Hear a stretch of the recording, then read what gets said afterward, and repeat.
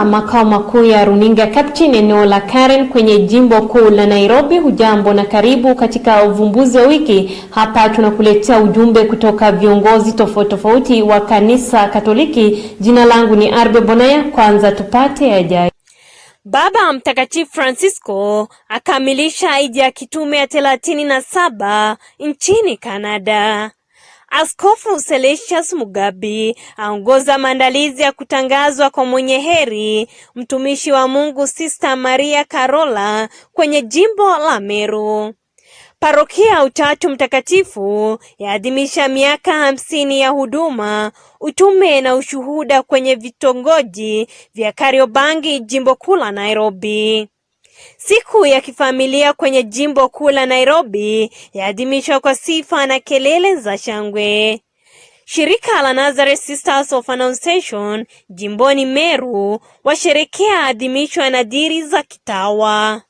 Karibu kwa taarifa kamili. Taarifa yetu ya anzia Vatican. Hija ya kitume ya 37 ya Baba Mtakatifu Francisco nchini Canada iliyoanza Jumapili Julai tarehe 24 ilifika kikomo tarehe 30 siku ya Jumamosi. Hija hiyo ilinogeshwa na kauli mbiu kutembea pamoja, yani walking together. Lengo kuu ilikuwa ni kukoleza mchakato wa upatanisho wa kitaifa unaosimikwa katika msingi wa toba na uongofu wa ndani, uponyaji na upatanisho wa kitaifa, ukweli na wazi kwa ajili ya kulinda na kudumisha utu, heshima na haki msingi za watu asilia wa Canada. Baba Mtakatifu Francisco wakati wa sala Malaika wa Bwana Dominika tarehe 30 Julai kwenye uwanja wa kanisa kuu la Mtakatifu Petero mjini Vatican aliwashukuru watu wote wa Mungu waliojisadaka kwa ajili ya hija yake ya kitume nchini Canada.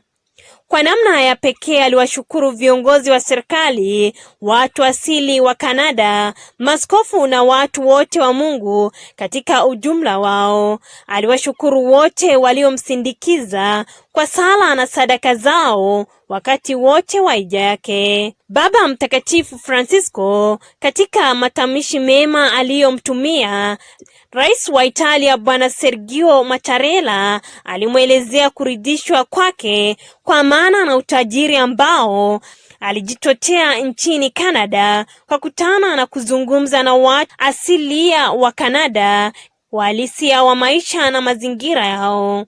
Mwishoni, Baba Mtakatifu Francisco aliwatakia watu wa Mungu nchini Italia amani, utulivu, ustawi na maendeleo, huku akiwahakikishia sala na sadaka yake.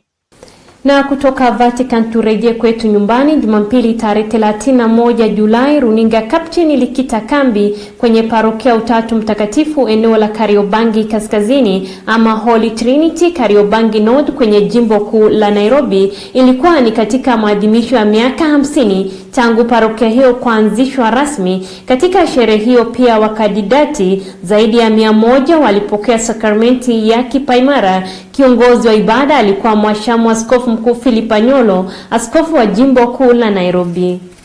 Katika homilia yake aliwahimiza Wakristu kumtumikia Mungu na kumshukuru kwa mema ambayo amewatendea, hasa kwa kuwapa uwezo wa kufikisha miaka 50 kama parokia. Aidha, aliwahimiza waumini kumshukuru Mungu hata kwa machache walionayo. Tunakumbuka yote ambayo ametupatia.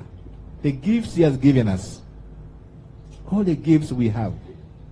In these 50 years we have increased. We are more than we were at that time. In these 50 years tuna watoto ambao wameshika imani PMC. Wanapewa kipaimara. Ndoa zimefungwa. Mambo mengine mengi yamefanyika ili ya kwamba sherehe za Mungu, uwezo wa Mungu uweze kuendelea. Akiendelea na homilia yake iliyosheheni hekima, alifafanua umuhimu wa ishara ya msalaba, huku akisema Mkristu anapofanya ishara ya msalaba ina maana kuwa amekubali kuishi katika Utatu Mtakatifu. Jifananishe na Utatu Mtakatifu katika imani yako kwa kufanya ishara ya msalaba na kusali maisha na sala zinazotoka katika moyo wako. Kabla ya baraka ya mwisho, Askofu Mkuu Anyolo aliwahimiza waumini kuchagua viongozi bora bila kuzingatia msingi wa kikabila, huku akiwarai kudumisha amani kabla na baada ya uchaguzi mkuu. Nitaomba ya kwamba sala zetu siwe ni kwamba sisi ambao tumeishi hapa na wote tutaenda kwa uchaguzi tuendelee kukaa kindugu.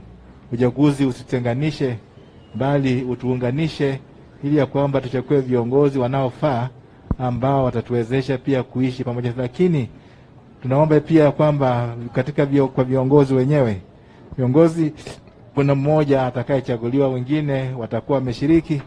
Kushiriki kwako ni kuzuri, ni kueneza demokrasi katika nchi ya Kenya.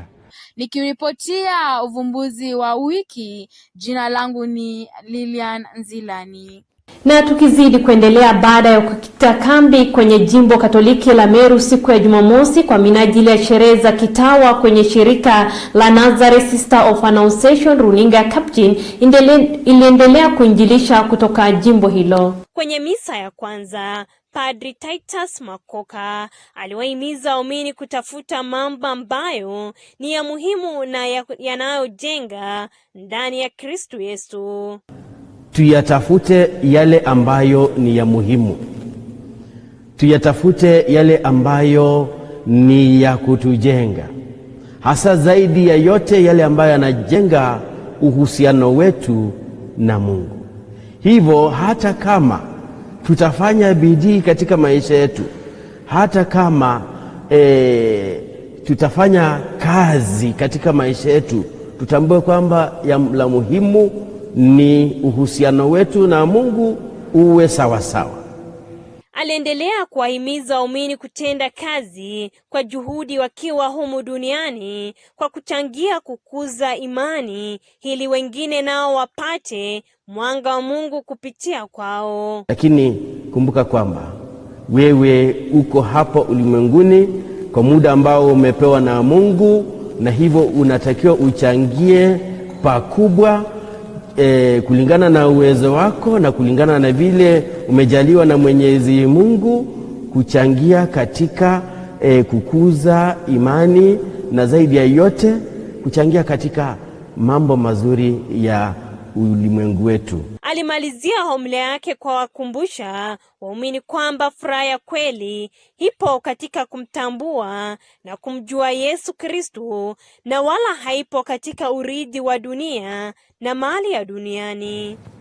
Tunatakiwa tutambue kwamba furaha ya kweli iko katika kumjua Yesu na kumtambua Yesu.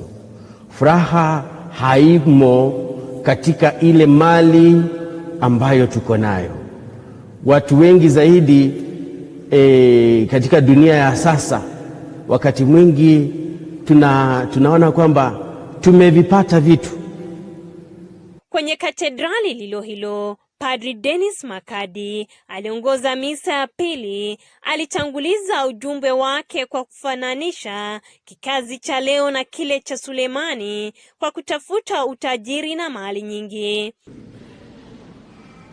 Unfortunately today, many of us want to be like Solomon, to acquire and keep acquiring. But notice something here. The same Solomon is calling you a fool. Just like Jesus in the gospel. He's calling this rich man, you fool. Today I want you to call yourself, me fool. Hata hivyo, aliwashauri wasiwe na tamaa ya kupata umashauri wa kujulikana na tamaa ya pesa, utajiri pamoja na mambo mengi ya kidunia, bali wamtafute sana Yesu ili wapate uzima wa milele. That you should not be too much concerned about earthly things, about money, about fame. You're not like me. John chapter 17 verse 17. Consecrate my people in the truth. Why? St. Augustine said, the truth is like a lion. It is never defended. It defends itself. Alikamilisha homilia yake kwa wataka waumini wasipoteze mwelekeo wa kupata ufalme wa Mungu kwa kujiingiza kwenye anasa na mambo yasiyo matakatifu. And my friends, do not lose focus. Do not lose focus of heaven. Cast your eyes upon him. Him whom without him we can do nothing. Remember, it is in the Lord that we live, move and have our being. Kutoka Jimbo Kuu Katoliki la Mombasa, Padri Crispin Onundo aliongoza misa Dominika ya 18 kipindi cha mwaka kutoka kanisa kuu la Roho Mtakatifu mjini Mombasa. Padre Onundo alifafanua mambo matatu ambayo kila Mkristu anafaa kufanya hapa duniani. Maisha yetu, asina inatufuta kumtafuta yule Mungu tunayemwenzi.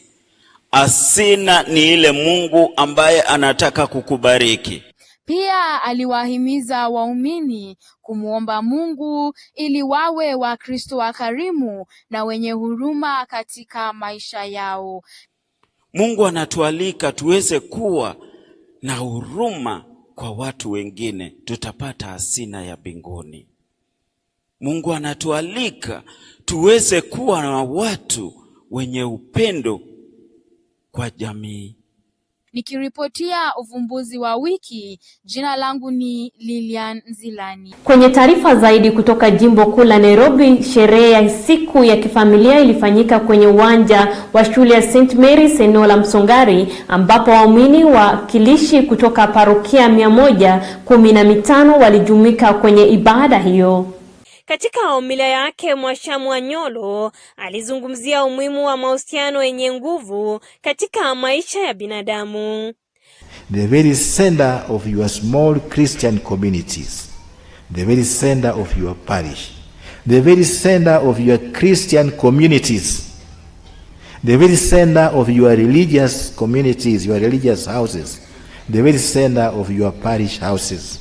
Aliendelea kusema kuwa Wakristo wanafaa kuishi katika familia utatu kama alivyo Mungu Baba, Mwana na Roho Mtakatifu.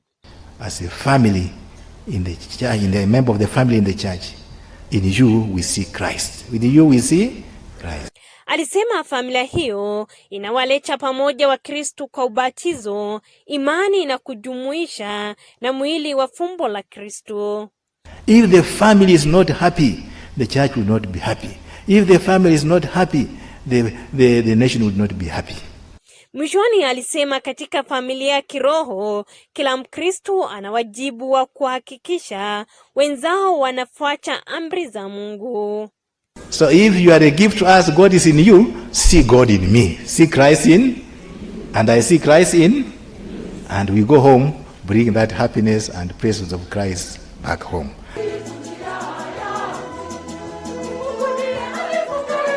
Taarifa hiyo yatupeleka mapumziko madogo, lakini kwako usibanduke. Capuchin TV, kitambulisho Katoliki. Ekaristi. Sakramenti ya Ekaristi ni sakramenti ya mwili na damu ya Yesu Kristo aliye kweli katika maumbo ya mkate na divai. Kupata Ekaristi Takatifu kama skiza tuni yako, tuma neno skiza likifuatwa na nambari 738100271 kwa 811.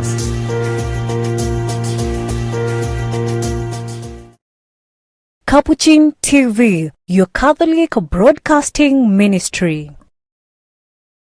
Karibu kwenye awamu ya pili ya uvumbuzi wa wiki hii, na tukirejea kwenye Jimbo Katoliki la Meru, Jumamosi iliyopita tarehe 30 mwezi Julai, runinga Capuchin ilijumuika pamoja na watawa wa shirika la Nazareth Sister of Annunciation katika sherehe za nadhiri za kwanza za daima na za Jubilee ya fedha kwenye maisha ya kitawa. Sherehe hiyo iliyojumlisha masista 11 wa shirika hilo ilifanyika katika shule ya msingi ya Konsolata eneo la Gitoro mjini Meru na kuongozwa na askofu wa jimbo la Marsabit, Mhashamu Peter Kihara. Akitanguliza homilia yake, Askofu Kihara alisema kwamba Mungu anawatuma wale wote wanaoitikia wito wake kwenye shamba lake, kwa kuwa mavuno ni mengi ila watendakazi ni wachache.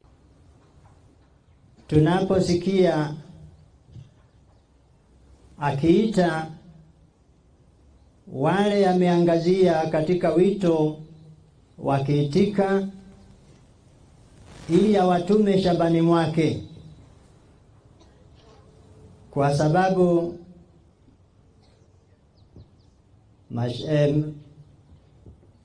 mavuno ni mengi, lakini wafanyakazi ama watendakazi hiyo ya kuvuna ni wachache. Aidha, aliwatakia heri za Mungu masista hao wa shirika la Nazareth Sisters of Annunciation, akiomba Mungu awatakasi na kuwatuma kuitangaza injili yake kote ulimwenguni.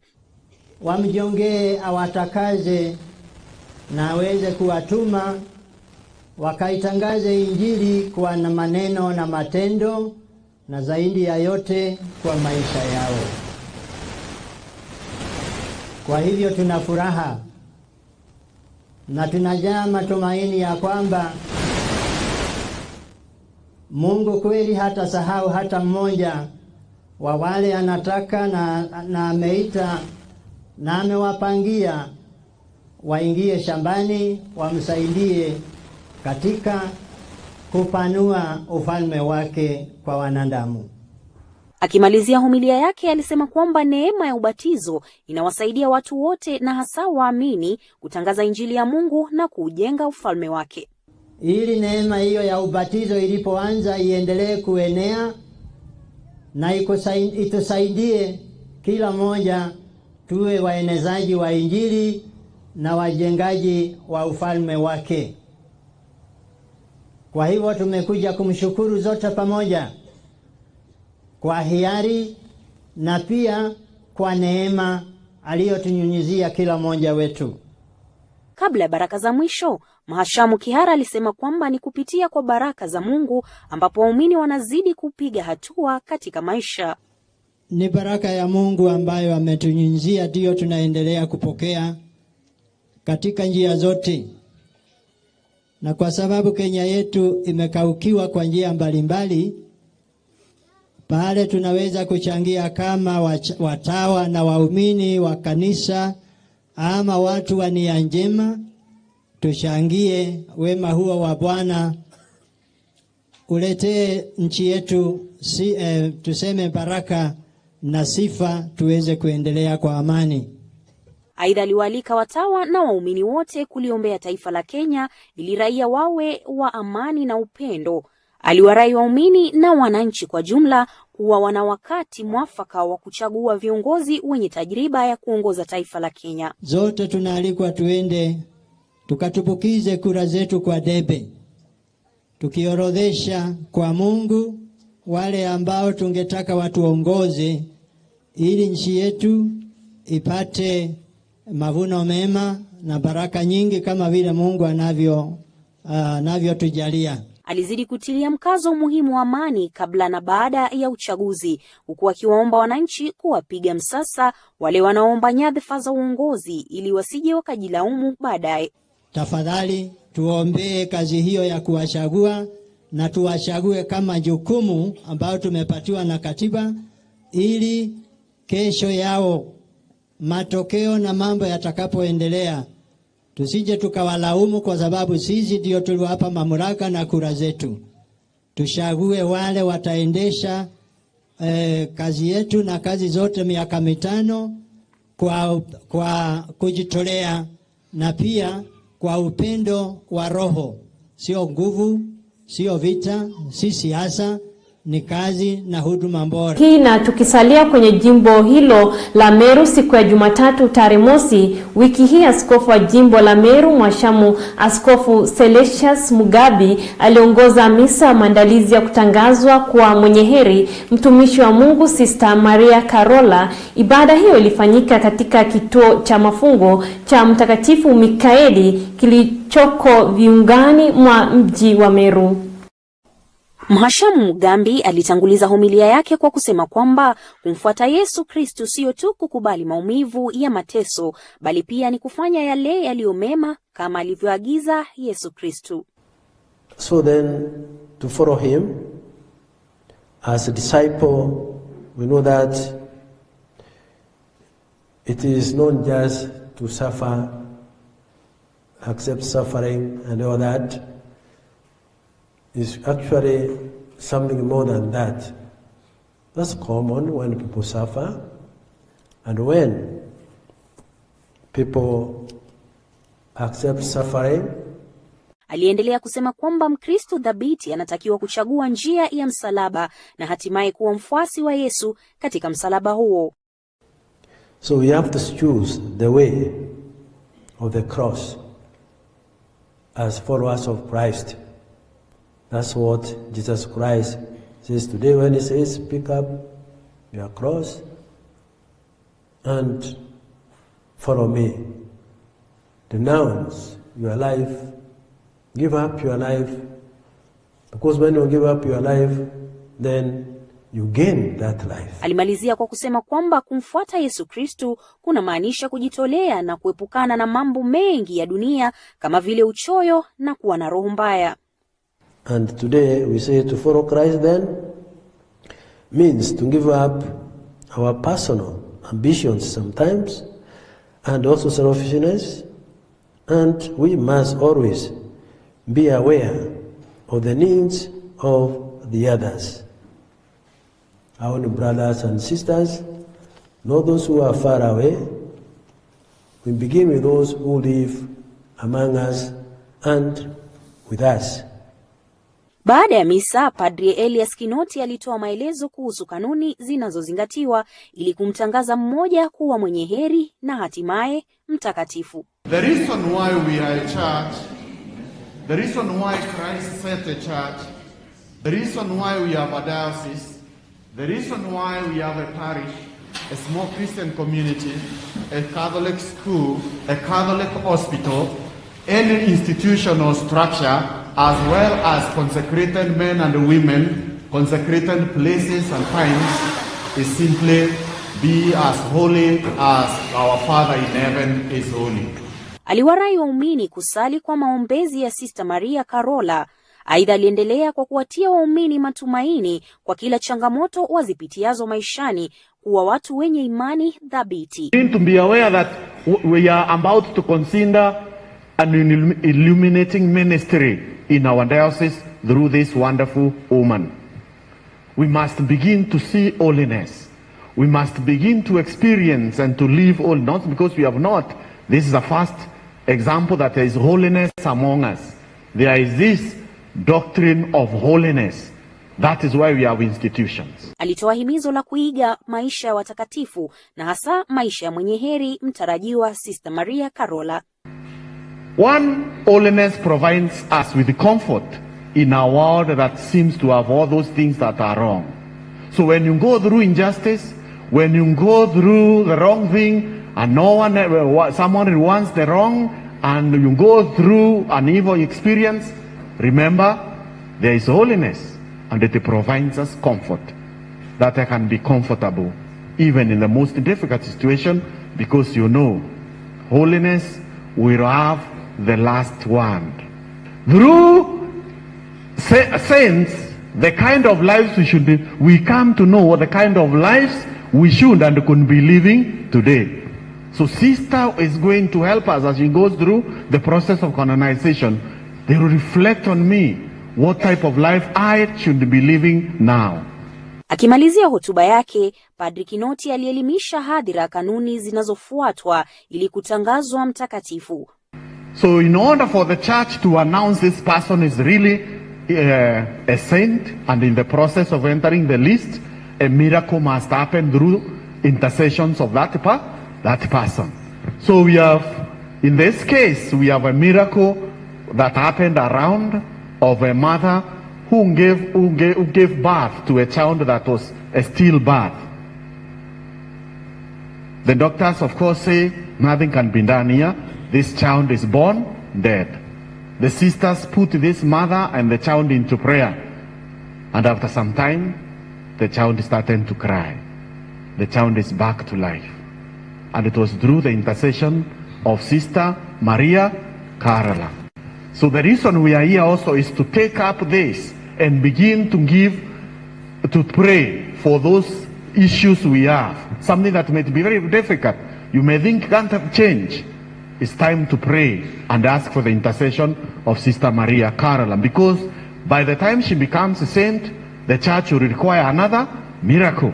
And that miracle could be that issue you have in your family, in your community, in your church. Hali kadhalika, Sister Gladys Mkata wa shirika la masista wa Kotolengo alisimulia maisha ya Sister Maria Carola kabla na baada ya kujiunga na shirika la watawa wa Kotolengo. Kwenye maisha, Sister Maria Carola alijitolea na kujinyima utajiri wa ulimwengu kwa huduma yake kwa watu na Mungu, huku akikumbana na changamoto sihaba kwenye kazi ya uinjilishaji. On arriving in the mission, Sister Maria Carola lived the total dedication to God, happy for the Lord, and granted her heart's desire to become a missionary. Supported by prayer, faith, and love, she accepted the sacrifices that her missionary vocation entailed. Number 1, difficulty of language. Number 2, misunderstanding. Number 3, climate. Number 4, different cultural practices. And finally, walking long distances on foot amidst the roaring of the wild animals. Mwishoni, alisema maisha aliyoyaishi Sister Carola hayakuwa ya kujipiga kifua, bali ya kujitolea katika huduma kwa Mungu licha ya changamoto alizokumbana nazo. And which is very important is the virtue of love, and we call it CARITAS, Christ Urgent Nos.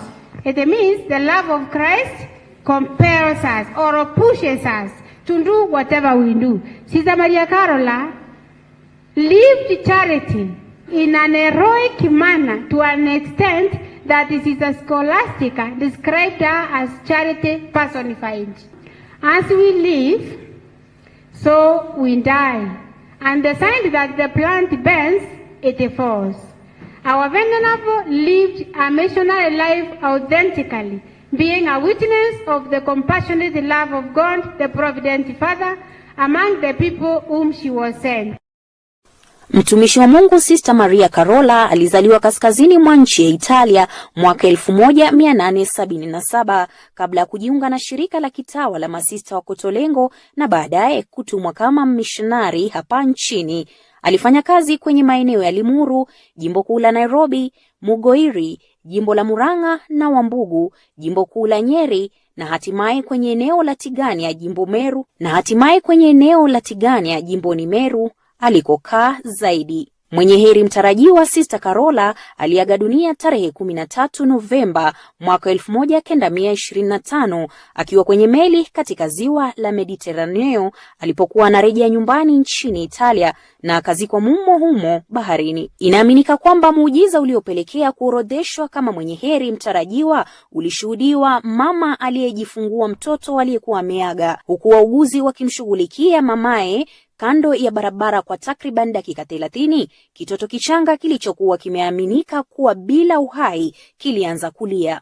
Kwa wakati wote huu, sister mmoja aliyekuwa ameandamana na mama huyo alikuwa akisali kwa maombezi ya Sister Maria Carola. Sherehe za kumtangaza mwenye heri Sister Carola zinatarajiwa kufanyika huko Meru baadaye mwezi Novemba mwaka huu. Atakuwa mtawa wa pili aliyehudumu hapa nchini kutangazwa mwenye heri, baada ya Irene Stefani ama Nyaadha wa shirika la masista wa Konsolata aliyetangazwa mwenye heri kutoka jimbo kuu la Nyeri mwezi Mei mwaka 2015. Bila shaka Capuchin TV tutakuletea maelezo zaidi kumhusu mwenye heri mtarajiwa Sister Maria Carola kwenye vipindi vyetu vijavyo. Ungana na mapadri, watawa na waumini wa jimbo kuu la Kisumu kushuhudia Askofu Mkuu Mohachi akivalishwa vazi la palio. Mwashamu Morris Mohachi Makuba alipewa vazi la palio na Baba Mtakatifu Francisco tarehe 29 mwezi Juni mwaka huu baada ya kuteuliwa na kusimikwa kama askofu mkuu wa jimbo kuu la Kisumu. Kumbuka, palio ni vazi ndogo linalovaliwa kwenye shingo na Baba Mtakatifu na maaskofu wakuu kwenye majimbo makuu. Kwenye utangulizi wa homilia yake, Mhashamu Van Megen alielezea umuhimu wa palio kwenye maisha ya maaskofu kama chombo cha utakatifu. The wool of the pallium may remind us of the appeal of the Holy Father to all bishops and priests to take on the smell of the sheep, to become one with the flock of Christ. Kama ilivyo kawaida kwa mchungaji kulinda kondoo wake, Askofu Mkuu Van Meegen kwenye homilia yake alitilia mkazo swala zima la Askofu Mkuu Muhatia kuwa kielelezo bora kwa waumini wote. And thus it shall also be with the bishop. He needs to go out and look for the lost sheep, the sheep that is lost in darkness and sin. And therefore, the bishop has to be among the people, to be with the people. Aliendelea kuwarai waumini kwa jumla kutowabagua wale ambao wanapitia hali ngumu katika jamii. The first responsibility of the Good Shepherd, of which the pallium is a symbol, is to be with the poor and the oppressed. Akihitimisha homilia, mwakilishi wa Baba Mtakatifu alimwomba Askofu Mkuu Muhatia kuzingatia mamlaka ambayo amepewa na kanisa na kuyatumia kwa hekima na busara, huku akifuata mwongozo wa Bwana Yesu katika huduma yake kwa kanisa. The bishop is called to identify with Christ crucified and be ready to carry the cross with his master. Naye Askofu Mkuu Morris Muhatia aliwahimiza waumini na wote waliohudhuria ibada hiyo kudumisha amani wakati wa uchaguzi. We ask you to maintain the peace, but we also ask you to go out and vote on the 9th. Please don't sit on your vote, because to sit on your vote is to sit on your leader. Nikiripotia uvumbuzi wa wiki, Capuchin TV, mimi ni Asasha Elizabeth. Shukrani kwa kuwa nami kufikia hapo ni tamati ya makala ya uvumbuzi wa wiki hii. Shukrani zangu za dhati kwa wote waliofanikisha makala hii. Kumbuka ni jukumu la kila Mkenya kudumisha na kueneza amani kabla na baada ya uchaguzi. Endelea kutazama runinga Capuchin, kitambulisho Katoliki. Jina langu ni Arbe Bonaya. Capuchin TV, your Catholic broadcasting ministry. Daraja. Sakramenti ya daraja ndiyo sakramenti ambayo mwanamume Mkatoliki aliyeitwa na Mungu hupata mamlaka na neema ya kuendeleza ndani ya kanisa utume Kristo aliyowakabidhi mitume wake. Kupata daraja kama Skiza tuni yako, tuma neno SKIZA likifuatwa na nambari 738100270, utume kwa 811. Church speaks. Leadership is based on God. Any type of leadership of the people of God, the creatures of God, is based on precepts of God. And we need to tell our politicians that all that you do, even if you are not a Christian, whatever you are not of any faith, but what you are doing is for the people of God who are the representative of God himself. Do it, and do it with a lot of dignity. We respect the integrity of people. We want the politicians to understand that. Much as you are looking votes from them, you have to respect the godliness in them. The godliness in them. And as our nation, we are placed so high, as you know,